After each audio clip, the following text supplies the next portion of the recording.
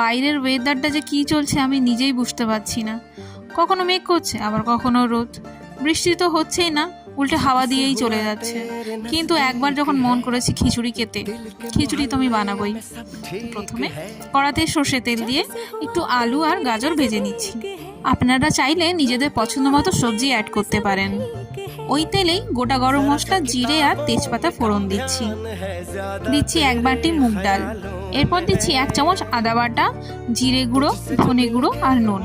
আর একটু 2 মিনিট মতো ভেজে নেব, ডালটা যেন একটু শুকনো শুকনো হয়ে যায়। এরপরে দিচ্ছি হলুদ গুঁড়ো দিয়ে বেশি কিন্তু নাড়ানো যাবে না। এরপরে দিয়ে দিচ্ছি জল।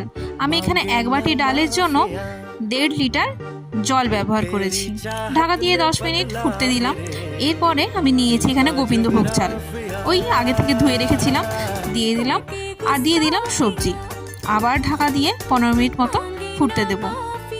এরপর আরেকটি প্যানে সামান্য ঘি দিয়ে তাতে নারকেল কুচি, চিনেবাদাম আর 2টি কাঁচা লঙ্কা দিয়ে হালকা ভেজে নেব। নারকেলটা যেন একটু লাল লাল হয়ে যায়।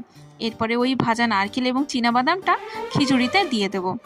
খিচুড়িতে আরেকটু ঘি দিচ্ছি, তাতে দিচ্ছি গরম মশলা, সামান্য চিনি আর অল্প ধনেপাতা। আমি জানি অনেকেই খিচুড়ি বানান বাড়িতে, এইভাবে একবার বানান, দেখবেন ভালো লাগবে।